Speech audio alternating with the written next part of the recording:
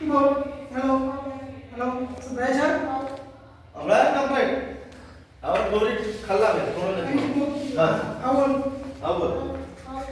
નહીં બરાબર નહીં સંભળાય જા કે આ દોરી ટાઈટ થાય એટલે તરંગનો ભાગ ભજવે છે હજી બે જણા આવો